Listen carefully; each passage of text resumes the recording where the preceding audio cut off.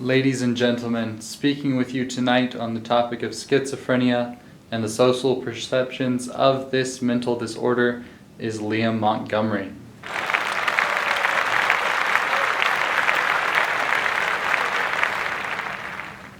Schizophrenia is a disorder that affects one's ability to think, feel, and act clearly. When I was 16, I was diagnosed with this mental disorder. I started becoming less social and more of an outcast. At first, I thought my lack of sleep led to my hallucinations, but as they progressed and got more vivid, I soon accepted them as my reality. My hallucinations began as something simple, things that I would hear throughout the day, faint whispers, a rhythmic ticking, sometimes voices. They would drive me mad, always coming to me at the worst times. Soon my eyes would begin to deceive me. I was convinced that everyone else was out to get me, my family, my friends, and even the government. I was completely alone. I'd even start to meet people that weren't real.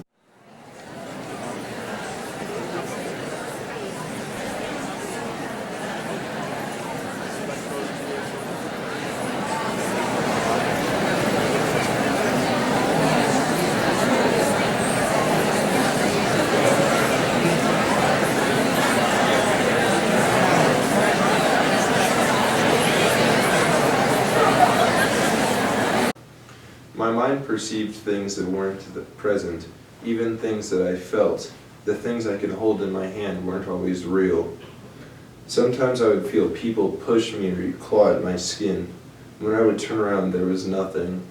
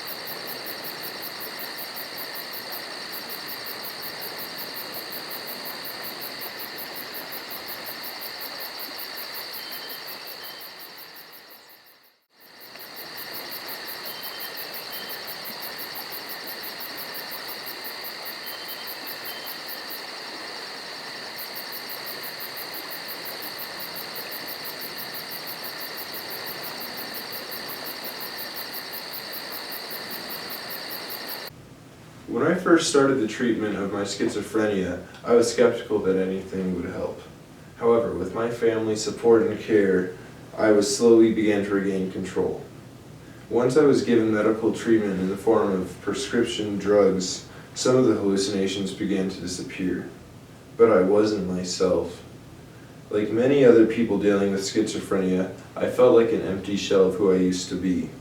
But even these feelings of hopelessness have slowly subsided with therapy.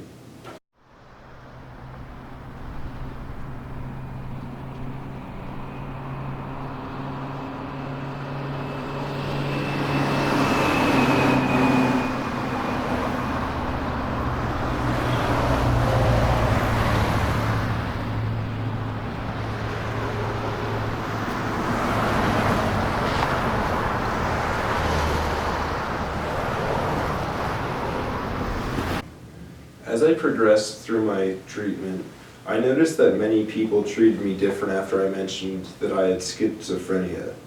They often seemed skeptical of me as a person, skeptical of my character just because I had this mental illness.